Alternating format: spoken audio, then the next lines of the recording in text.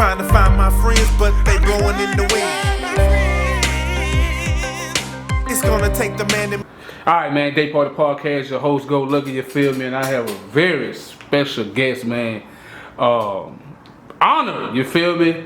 One of my OGs, you know what I'm saying, coming up, man, after a long time. I got my other big bro on the side of it, you know what I mean? This right here gonna be a very interesting interview for you guys. Introduce yourself, big bro.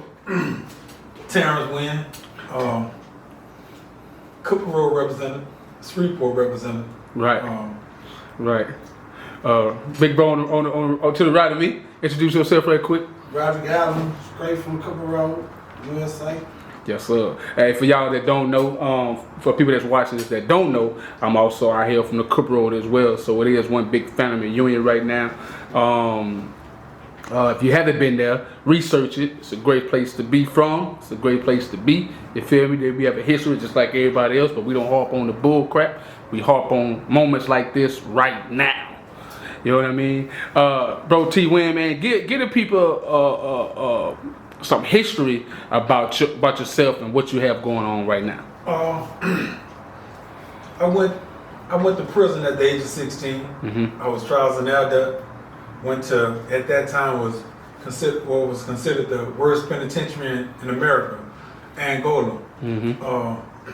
I survived many. I survived the hardships, man, right. and I kept my sanity. Right. So I did 30 years, 7 months. I was released July the 1st of this year. First, let me ask you, like, what was your can you remember like your first initial experience, like first getting there? You know what I'm saying, like being tried with the charge you had. Like, what was the wake up point for you? And when I first got arrested, right. I think the wake up point was, before I left the streets. Right. I had gained a big name for myself. Right. So the big point was when they tried me as an adult, they brought me from juvenile to the parish jail. So I'm upstairs. I'm still a juvenile, but I'm an adult. So they put me all the way in the back. So when I go to the back, I can't. I'm in a cell. I'm locked in a cell. I can't mingle with the guys that's wrecking on the hallway. So they had this guy in a wheelchair named Duce, rest in peace. Mm-hmm. He was killed by police in 96, 97 in Shreveport. Mm-hmm. He was like a big dog in a rival gang that I was in. Mm-hmm. So he go get on the phone. He don't know who I am. So he's like, man, he talking to his homeboys because it's only this rival gang that I'm up here with. I'm quiet, I ain't saying nothing. Right. So he said, man, they got a little dude named, he said they got a little B-ass dude, and he using the N-word, named Terrence Winn coming up here. He said, man, my homeboy, he called his Hoover homeboy name, he got $5,000 on his head for any one of us to knock him off up in here.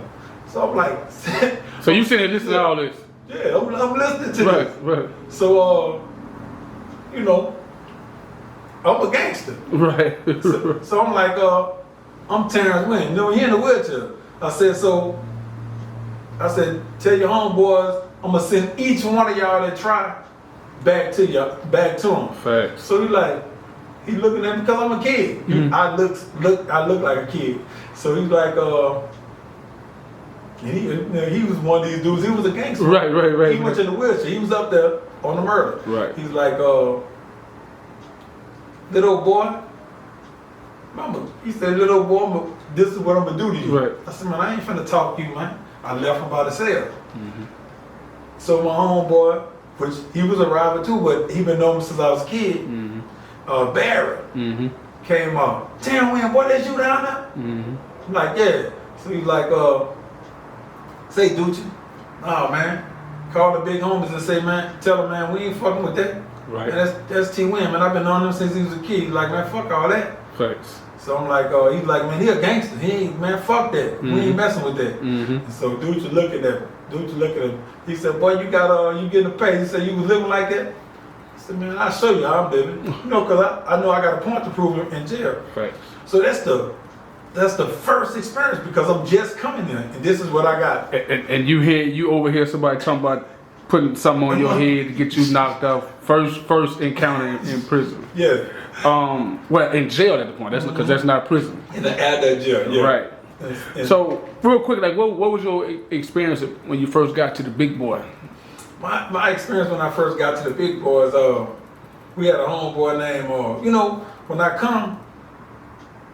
when I came to Angola, they had a lot of young dudes with Freeport though. Mm-hmm. So they sent me to, at this time, which was Camp D. It was considered for young dudes, checkouts, rats, and punks. It was mainly punks there. Mm-hmm. So that's what they sent me to, because I'm 17 years old. Mm-hmm. And I look so young. So the people like, man, if we send you in population, you gonna cause a killing. I said, cause a killing.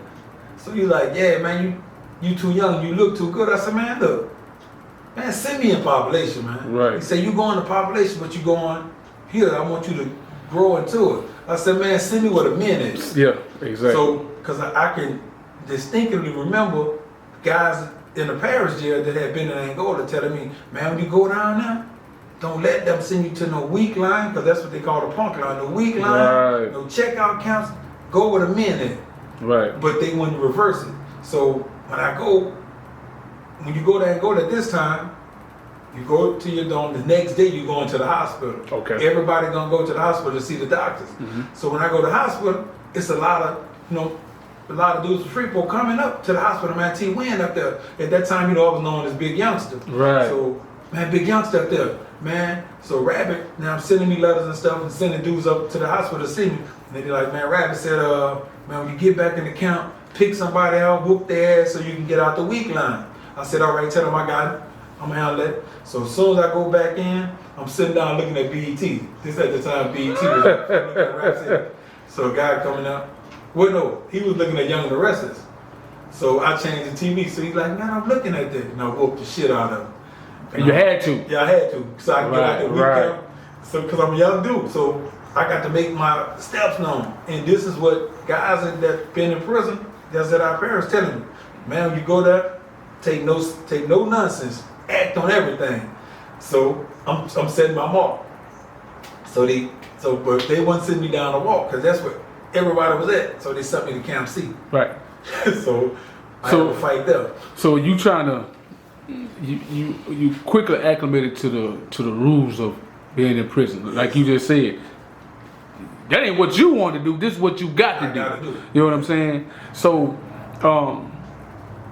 cause that could have been, they could have told you to knock somebody out. Yeah, kill somebody. Yeah. Right, you know what I'm saying? So, like I say, bro, before we even started this, like I say, bro, I wouldn't even fix my mouth to have a conversation or give an opinion on what prison is. Cause the only thing I know about prison is about the experience, what I hear from people and what I see on TV. You know what I'm saying? So, I respect anybody that can go down there. And how long you was down? 30 years and 7 months. Lord. Well, That's what? 6 presidents? 7 presidents? when I went, How many presidents is that? the first Bush, the daddy, he George was the president. Senior, yeah. While I'm in the P.I.P.E.S, the first Desert Storm comes about.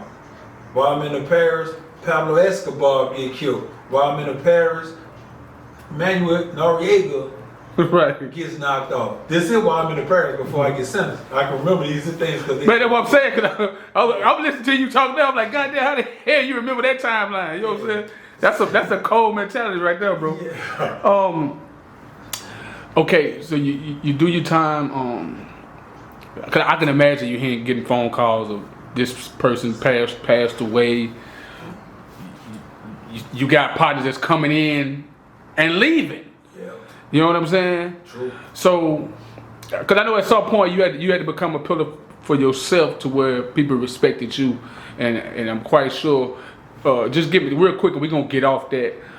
Give me an example of where you may have helped out a youngster that came in that needed direction. You know what I'm saying? You probably or as a mentor almost. You know what I mean? We got a homeboy that just come. He had just come up there. His name was Drew. Mm-hmm. His name is Drew. Mm-hmm. Can't speak in the past tense. Mm-hmm. When Drew came, Mm-hmm. this was a guy when I had come back on court for the law change that eventually freed me. Mm-hmm. And I'm looking at the news and I saw his crime on the news. news. Okay. So when I go back, and a little while later, Drew came to prison. So Drew wanted to. He's a hothead. Right. You know, just off the rip. Yeah, he a couple Rhodian. He living in the days of when I came. Right. It's like he finna bomb first. Right. On anybody. You know what I'm saying? But guys in Angola got the mentality that guys in society have that, man, that's a young dude. He ain't gonna listen to what I gotta say. Right. But Drew came on the table with me. So he fell in the cell with dude, so I'm coming out. I don't know it. So dude like, T-Winn, man, come here. I'm like, what's up? He's like, man, your homeboy just came. There's him right there in that cell. So I look in the cell, I'm like, because I'm in the cell blocks at this time, I'm like, man, what's your name? So he tell me his name. I said, where you from? He's like, man, I'm from Cookboro. I said, man, I'm from Cookboro. Right. So he was like, man, what's your name? So I tell him, he's like, man, y'all know your family. Right. So he tell me who his mom. I said, man, I know your mom. Right. I went to school with your mom. Right. So he tell me who his relatives are.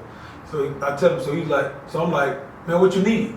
So he tell me everything you need. I said, I got you. I'm finna go get it for you. So I go down to my cell, I get it. So I said, man, look, tomorrow we're gonna talk. So the next day we talk, and I'm telling him, man, this is how the prison is. I'm telling him what giving him the rules, yeah. So I see that Drew will listen, but he hot-headed. But I see he'll listen, so he was finna get into it, dude, off the dump. So I'm like, man, come here, let me talk to you, man. So he came. So he left his high-headedness alone. He listening to me as a G. Right. I'm thinking you're talking about. I'm almost quite sure we're talking about the same Drew. Yeah, the one that caught the crime. Right. Right. Yeah, that's what I thought you were talking about. Yeah. So I talked to him and he listened. So my thing to him was, man, stay away from writing. Cause I was a victim, not a victim. I was like the role model for write-ups. Right. Everybody ain't gonna know if there's some trouble going on. T-Winn and so that simple. That's the jacket you had. Yeah. So I was telling them, man, things are opening up for guys. I said, man, so what you want to do is keep your jacket clean. I said, man, you ain't really got to do nothing in there. You ain't really got to, all that fighting stuff, you ain't got to do that. Man, just learn, study. Right. I said, man, I'm going to send you some books down there to read. So that's the first, it's not the first thing that I've done, but it's such recent history. Right, I was about to say, yeah. And it was so meaningful because now Drew reads. Drew reads a lot. So now Drew can have those constructive conversations with guys. And he just really came to prison. Right. So that's meaningful to him. I mean, what do you call it? L? 20? Yeah, he got life. He got life. So, real quick, what was them 72 hours like and you getting out? Oh man. Was it? I know it had to be surreal. Man, it was so surreal. The day I was leaving, I was kind of late leaving prison. No. Hold up, bro. I ain't never heard I walk through the valley of the shadows of death. The last of a dying breed, few of us left. Lord bless his whole family and bless his seeds. I pass the cash agenda access to heaven for G's. We had dreams of being rich.